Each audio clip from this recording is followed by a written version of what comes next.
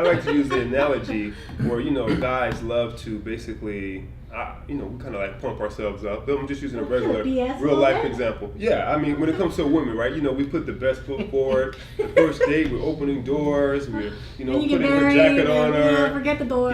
We're doing everything, Get right? The jacket. Yeah, we're cooking. We're doing everything. Before we work, we do everything, right? And I kind of relate that to business as well, where a lot of people, they just promise the freaking world, right? Before they get the deal, they promise the world. And then once they get the deal, they can't deliver half of the world. And then now the woman or the client becomes totally discouraged and disgruntled. Jaded.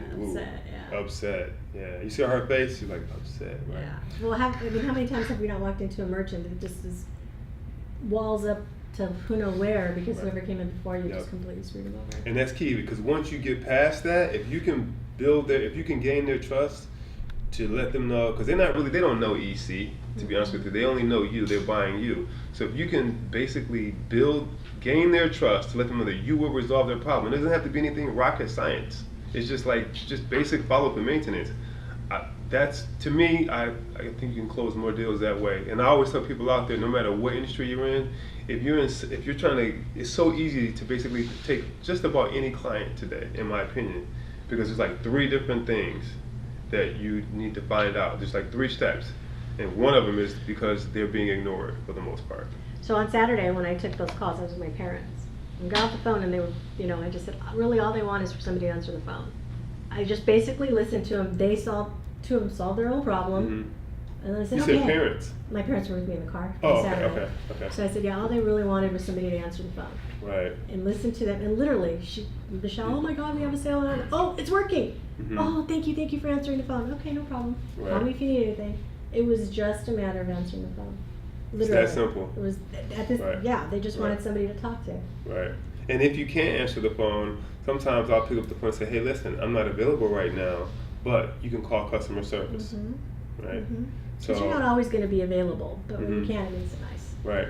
Have you kind of picked up on that, or how do you? Oh yeah. I mean, I when I first started, I struggled with being able to be that person that followed through on the things that they said up front to get the deal. Okay. And a lot of it was just kind of lack of knowledge in the industry, and the previous company that I kind of went through some training with, they totally gave me a horrible ground to stand on to begin with, and that's the kind of thing that they did to make their sales. So when I came over here and it was really about signing merchants for the long term, the knowledge I had and that I was using wasn't going to work. Well, of course it took a bit of time to see all that play out and really learn, but now I more or less go about it in a much different way, where I try to tell them as much as I can up front. And I still run into merchants where, they see the termination fee, for instance, right in front of their eyes. And of course, if they ever need to have an issue where they decide they're moving elsewhere, well, I never knew there was a termination. So there's some of that always goes on, but I feel like I definitely have seen the difference in being upfront with merchants from the get-go, signing the ones that legitimately want to